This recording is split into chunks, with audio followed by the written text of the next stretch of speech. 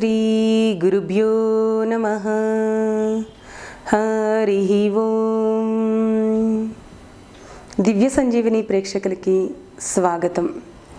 ఈరోజు మనం తెలుసుకోబోతున్నటువంటి ఆసన మండూకాసన. మండూకాసనలో మన యొక్క ఫైనల్ పోర్షన్ని కనుక చూస్తే మన శరీరం కప్పవలే ముందుకి వంగి ఉంటుంది కాబట్టి దీనికి మండూకాసన అనేటువంటి పేరు వచ్చింది. అయితే ఈ మండూకాసన అనేది మనం వజ్రాసనంలో చేయాల్సి ఉంటుందండి.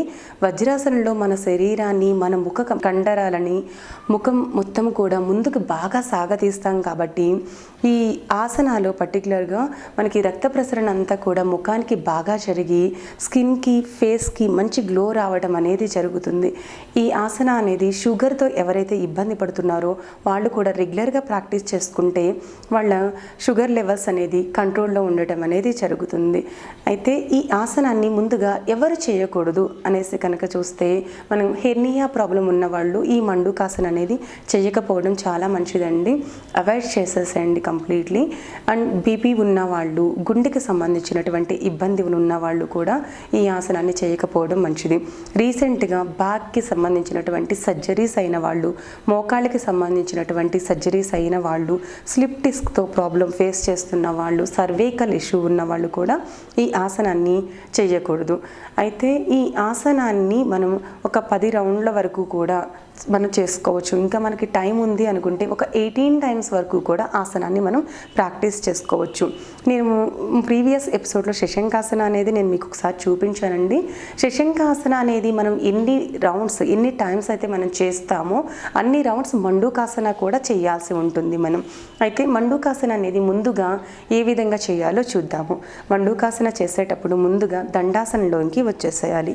ఈ విధంగా దండాసనంలో 2 పాదాలని కూడా మనం ముందుకు పెట్టుకుని దండాసనంలో కూర్చోవాల్సి ఉంటుంది. దీనిలో నుంచి మనం ఇప్పుడు వజ్రాసనంలోనికి వచ్చేసేయాలి. అయితే ఎవరైతే కనుక మోకాల నొప్పులు ఇబ్బంది పడుతున్నారో వాళ్ళు వజ్రాసనం అనేది వేయకూడదు. కాబట్టి వజ్రాసనంలో ఎవరైతే కూర్చోకూడదో వాళ్ళు సుఖాసనంలో చేసుకోవాల్సి ఉంటుంది. మనకి ఈ విధంగా వజ్రాసనంలోకి వచ్చేసి ముందుగా మనం చేతులని ఆది ముద్రలో పెట్టుకోవాల్సి ఉంటుంది. ఆది ముద్ర అంటే ఈ విధంగా మనం థమ్ ఫింగర్ని ఇలా ఫోల్డ్ చేసి రిమైనింగ్ ఫింగర్ని ఫోల్డ్ చేయాల్సి ఉంటుంది. దీన్ని మనం ఆది ముద్ర అనేసి అంటాము. అదేవిధంగా కుడి చేతిని కూడా ఈ విధంగా ఆది ముద్రలో 2 వాటిని కూడా పెట్టుకుని ఈ 2 కణితలు కూడా మనకి తాకే విధంగా ఈ విధంగా పెట్టుకుని నావెల్ రీజియన్కి అంటే బొడ్డుకి కింద ఉన్నటువంటి పొట్టని మనం ఇక్కడ ప్లేస్ చేస్తూ కొంచెం లోపలికి పుష్ చేయడం అనేది జరుగుతుంది. ఈ ఆసన అనేది మనం చేసేటప్పుడు శ్వాసని కంప్లీట్గా రిలీజ్ చేసి ముందుకు వెళ్ళటం అనేది జరుగుతుంది. ముందుగా చేసేవాళ్ళు కనుక బ్రీత్ని కావాలని హోల్డ్ చేయడం అనేది అయితే చేయొద్దు. కానీ ఈ మండూకాసన చేసేటప్పుడు శ్వాస అనేది ఆగటం అనేది జరుగుతుంది. మనం ఎంతవరకు ఉండగలమో అంతవరకు మనం ఆ శ్వాసని ఆపి ఉంచే ప్రయత్నం చేసి నెమ్మదిగా మనం పైకి వచ్చేసేయాల్సి ఉంటుంది. ఈ విధంగా ఇక్కడ ఉంచుకున్న తర్వాత శ్వాసని తీసుకుని శ్వాసని రిలీజ్ చేస్తూ వెన్నెముక, పొట్ట కండరాలన్నీ కూడా బాగా పై వరకు బాగా లాగి ఉంచాలండి. బాగా లాగి ఉంచి మన శరీరాన్ని అప్పర్ బాడీ అంతా కూడా కింద టెయిల్ బోన్ నుంచి కూడా మనం నెమ్మదిగా ఈ విధంగా ముందుకి ఇలా ముందుకి ముఖ కండరాన్ని ముందుకు బాగా సాగతీసి ఉంచితే ఈ ప్లేస్లో మనకి రక్త ప్రసరణ అనేది బాగా జరుగుతూ ఉన్నట్టు మనం ఫీల్ అవుతూ ఉంటాము. ఈ విధంగా ఉంచాలి. కొంచెం కిందికి వెళ్ళగలం అనుకున్న వాళ్ళు హెడ్ డౌన్ కూడా వేయొచ్చు.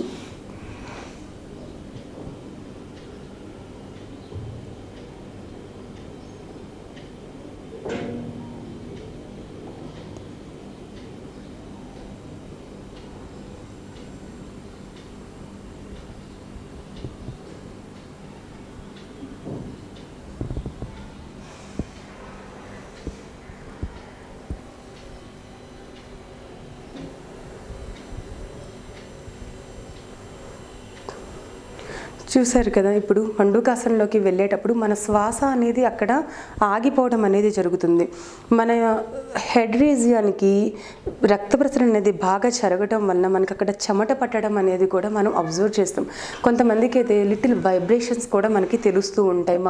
ముఖానికి ఇలా హెడ్ రీజియన్కి కూడా మనకి లిటిల్ వైబ్రేషన్ అనేది మనం ఫీల్ అవుతూ ఉంటాం అనమాట. అందుకని ఆసనాలు మనం ఇనీషియల్గా ఎంతవరకు ఉంచగలమో ఉంచి నెమ్మదిగా మనం శ్వాసని ఇంకా మన వల్ల కాదు అనుకున్నప్పుడు పైకి వచ్చేసేయడం అనేది చాలా మంచిదండి. దీన్ని మళ్ళీ మనం ఒక 10 రౌండ్స్ వరకు కూడా మనం కంటిన్యూ చేసుకోవాల్సి ఉంటుంది. మళ్ళీ ఇంకొకసారి చేద్దాము. ఈ విధంగా డౌన్కి పెట్టుకుని శరీరాన్ని పైకి లాగుతూ నెమ్మదిగా వదిలేస్తూ శ్వాసని డౌన్కి.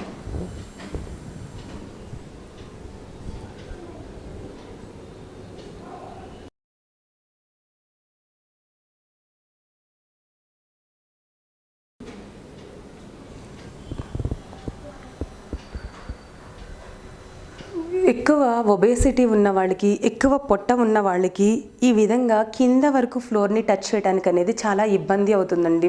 వాళ్ళు నేను చేయలేను అనేటువంటి థాట్స్ అనేది ఏది కూడా పెట్టుకోకుండా ఎంతవరకు మనకి వీలైతే అంతవరకు చేస్తే దానివల్ల మనకి లాభాలు అనేది వస్తాయి.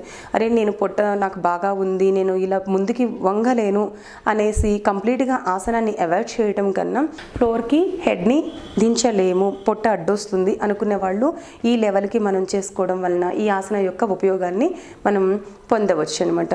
అయితే మనకి 10 రౌండ్స్ కానివ్వండి, ఇప్పుడు మనం ముందుగా అనుకున్నప్పుడు 18 రౌండ్స్, ఎన్ని రౌండ్స్ అయితే మనం చెయ్యదలుచుకున్నామో అన్ని రౌండ్స్ అయిపోయిన తర్వాత లాస్ట్లో మాత్రం మనం ఖచ్చితంగా కూడా ఇక్కడ ఒక చేతిని పెట్టుకుని దానిపైన ఇంకొక హ్యాండ్ ఈ విధంగా ప్లేస్ చేసుకోవాల్సి ఉంటుందండి. ఇంతకడ ఆది ముద్ర రెండు కూడా కలిపి బ్రహ్మముద్రలో మనం పెట్టడం జరిగింది. బట్ ఇప్పుడు ఒక చేతి పైన ఇంకొక చేతిని ఈ విధంగా అరిచేతుల్ని ఈ విధంగా పెట్టుకుని మళ్ళీ లాస్ట్ ఒక రౌండ్ అనేది ఖచ్చితంగా దీన్ని కంప్లీట్ చేసుకుని మండూకాసనాన్ని మనం స్టాప్ చేయాల్సి ఉంటుంది.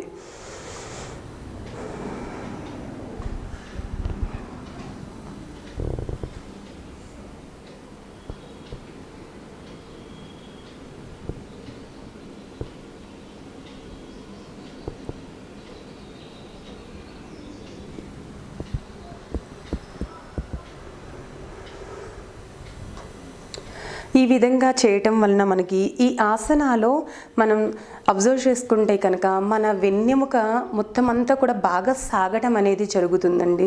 బాగా సాగడం వలన మనకి రక్త ప్రసరణ అంతా కూడా బాగా జరగటం అనేది జరుగుతుంది. మనకి ఈ కాళ్ళని ఈ విధంగా వజ్రాసనంలో పెట్టడం వలన కాళ్ళ యొక్క కండరాలన్నీ కూడా బాగా బలోపేతమయ్యి కాళ్ళ యొక్క సమస్యలన్నీ కూడా తొలగిపోవడం జరుగుతుంది.